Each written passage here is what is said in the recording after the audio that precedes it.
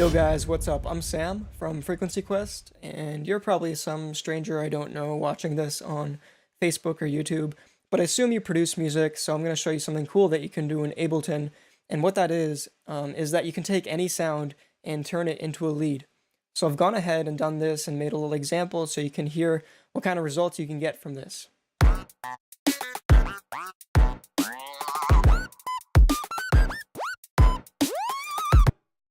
So you can get some pretty weird, wacky, unique sounds, and these originated from audio. So they have a little bit of a natural texture that you may not even be able to get out of a synth. And what I mean by that is with audio, since I'm using a sampler, whenever it plays the sample at a different pitch, it moves the whole spectrum. So let's take a look.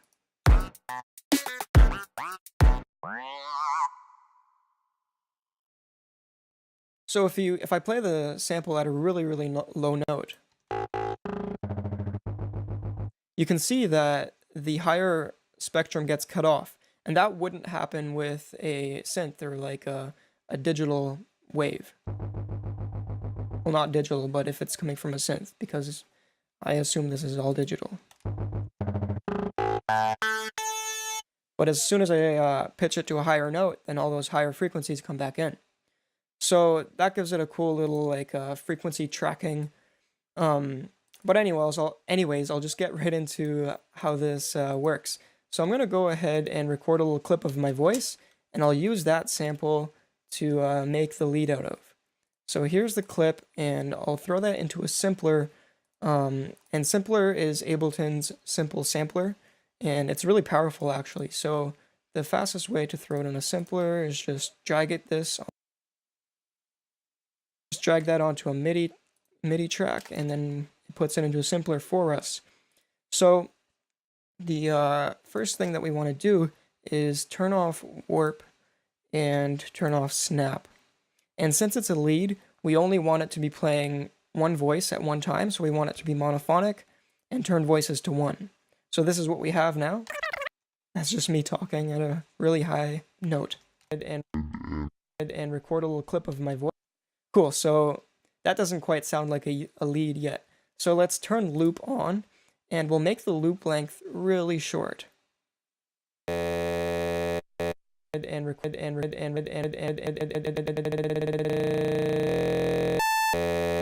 you see what happened there? Because I'm looping it very quickly, it's taking this small section right here, and this is acting as a waveform right now.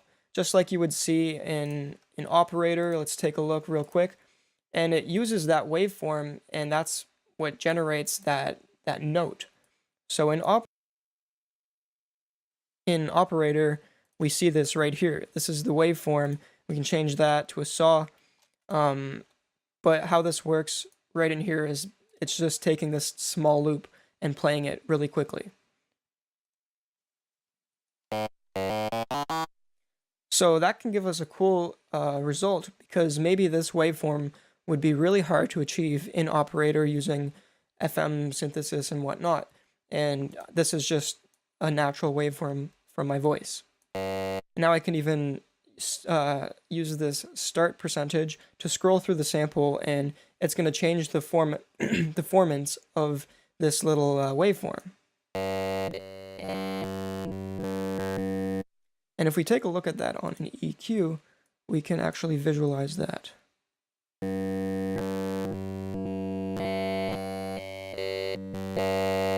So you can see all these different harmonics coming in.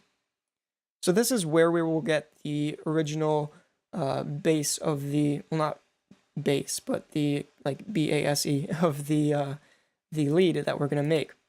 So what I'll do is throw this into a group just by hitting Control-G, and then I'm going to make a few mappings. I'm going to map the start to macro 1, and that should be fine. So this will let us select throughout the wavetable, which is this short sample, which kind of little waveform, or waveform that we want to use for the sound. And you can adjust this later after we've done all the processing as well. So the next thing that I'm going to do to give this a little bit more character is go under the Controls tab, and in here you can do things like add a pitch envelope to it.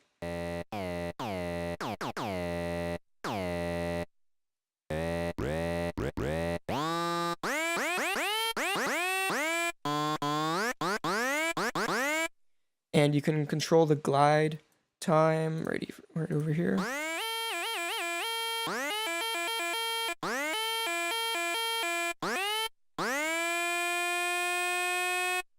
So some pretty cool stuff in there. And you can even add some vibrato to it with this LFO section.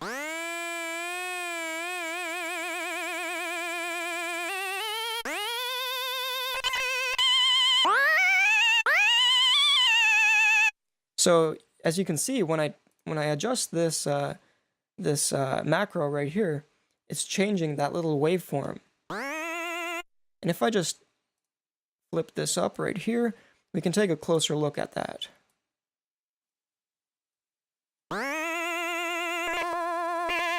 And we can even visualize this in an oscilloscope. Oh, I'll just throw this into the group.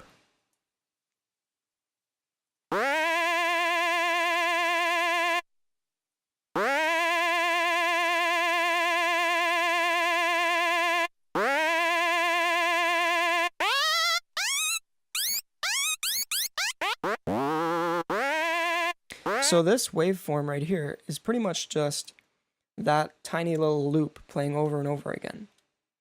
And what I've done with these, I made my original sound. If I just take the effects off.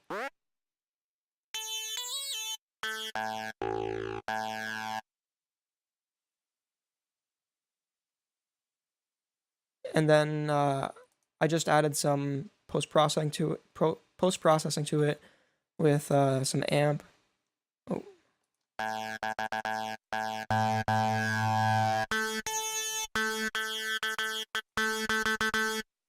Oh, and something that's really important is to make sure that it's in tune.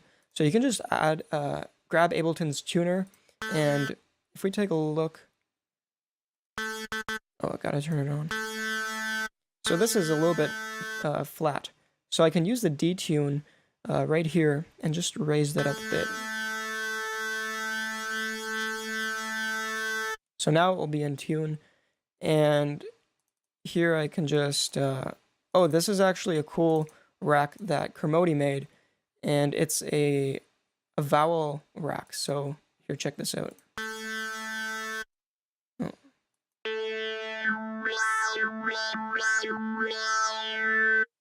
So you can grab that too and mess around with that. And then just lastly some EQ. And that's pretty much all I did to make that sound. And you can get a lot of really cool results out of this. Now let's take a look at what the original sample was that I used.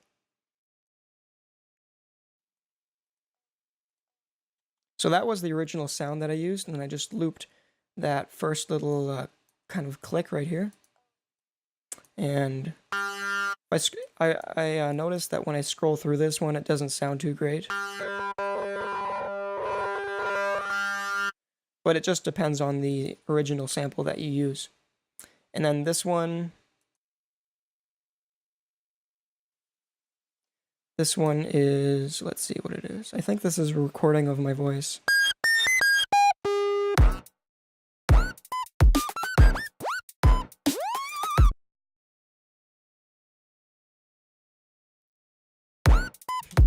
Yeah, so I just made some vowel sound with my voice right here. Oi. And then I just threw that into the simpler and made a very, very, very small little loop for the waveform. And you can also use this fade percentage right here, and it will crossfade the beginning and the end and prevent any clicking that might happen if it starts if it doesn't start on a zero crossing. And then again, just some amp tuner and then this vowel rack, and you can get really creative with it. That's pretty much all you have to do to make some pretty cool, unique sounds. And I hope you guys enjoyed this. If you have any questions, feel free to ask me. I'm Sam from Frequency Quest. Peace out.